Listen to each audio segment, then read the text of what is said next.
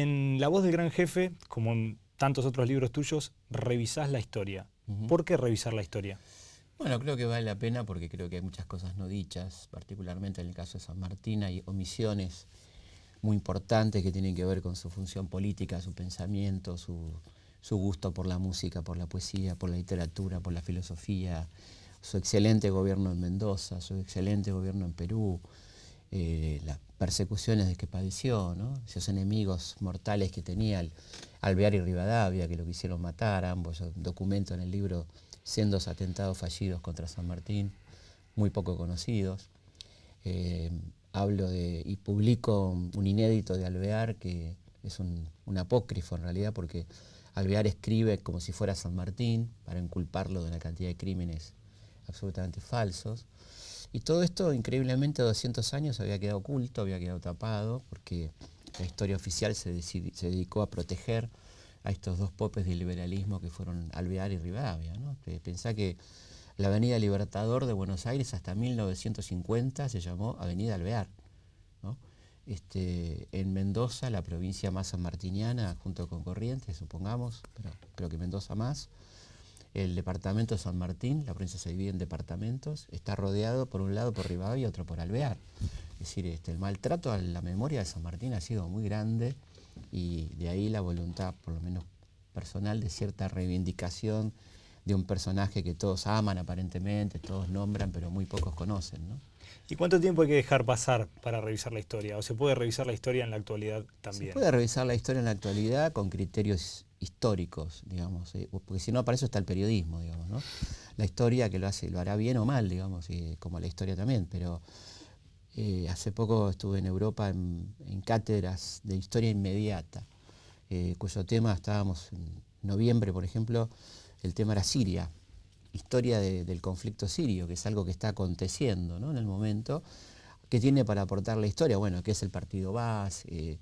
¿Quién es Assad? ¿No?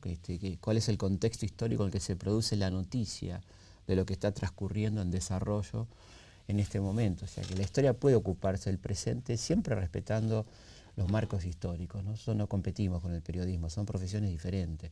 Podemos aportar mucho al periodismo, así como el periodismo nos puede aportar mucho a nosotros, ¿no? No hay por qué competir porque son dos rubros diferentes completamente, ¿no?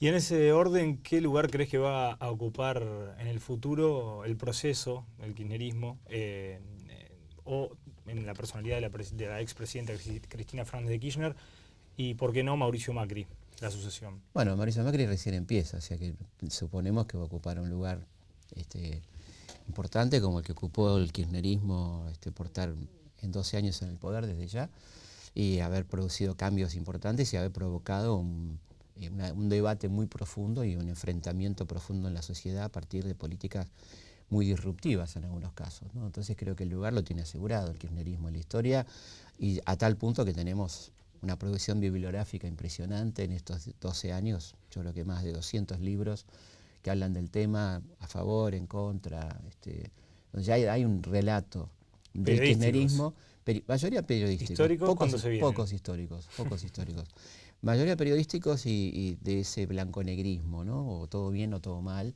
que es bastante enemigo de la historia no va por ahí, ¿no? La historia no trabaja, no debería trabajar en blanconegrismo porque la historia no transcurre así. No hay proceso que no tenga grises, aún los más felices, los más importantes, hablando de procesos, ¿no? La Revolución Francesa fue maravillosa en un momento y fue tremenda en otro momento, ¿no? Digamos, depende en qué momento lo tomé. Entonces, esa exigencia de blanconegrismo de la gente no le va a la historia en serio. La historia en serio no transita por esos lugares, ¿no? No debería, digamos. Y hablando también en esa línea, hace poco se decidió prácticamente en forma unilateral cerrar el Instituto Dorrego, que había sido creado justamente para el revisionismo histórico, ¿no? Para ejercer ese revisionismo histórico y del que formaste parte. Sí. ¿Tiene que ver con esto de la historia oficial contra el revisionismo? ¿Y qué opinión te merece ese cierre? Me parece una barbaridad el cierre de la manera que se hizo. Yo me fui del Dorrego por diferencias metodológicas, de muchas cosas, pero me parece que cerrarlo es una locura, sobre todo inconsultamente, sin llamar a la gente que participó, pedir opiniones.